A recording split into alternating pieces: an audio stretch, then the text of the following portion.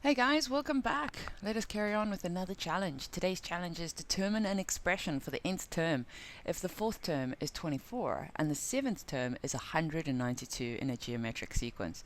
Okay, so we already know that our trick to sorting our geometric sequences are when we divide a larger term by a smaller term. We're sort of going to follow the same kind of trajectory to get to the answer. So what I like to do is you take your question and you sort out the information you actually have. Okay, so we know that the fourth term, right, is equal to 24.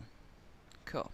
We also know it says it's a geometric sequence, right? And if it's the fourth term, it means that it has to be a times r to the power of n. That is where n would be. So to the power of 4 minus 1. And if we clean that up just a smidgen more, we actually have a times r to the power of 3. Okay, so now our next step is to check out our next term. We have t7, right, is equal to 192. Awesome. Moving on from there to create an actual algebraic representation of this, we have a times r to the power of 7 minus 1. Cleaning that little monster up, we have a times r to the power of 6. Okay. A whole bunch of writing, but really important information right there. Okay, so remember in our previous challenges when we were working with geometric sequences, we actually divided them to create a ratio. And we're going to follow the same procedure, which is so cool, right? Keeping it nice and natural. So we're basically going to do, remember, always the largest term at the top. So we're going to go t7 divided by t4, which is actually equal to a times r to the power of 6 divided by a times r to the power of 3, which is also equal to 192 divided by 24. Okay, so we're going to kind of ignore these guys here. This little batch here is just to really set up what we're going to be working with. Let's work with our variables and our actual numbers. Okay, so cleaning up the left-hand side of our equation, the a's will cancel each other out. R to the power of 3 is going to take 3 away from this guy here, so it's going to be r to the power of 3 left at the top. Okay, now if we have to take 192 and we divide it by 24, we're going to get 8.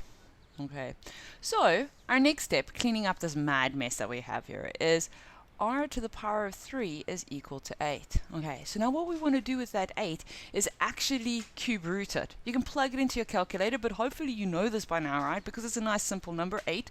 That will actually be r is equal to 2. Okay, we've already found the first step. How easy is this? Okay, now what I do on my next thing is just really we're plugging it into one of the equations. Now you can choose to do T4 or T7, just work with one of the equations obviously they've given you.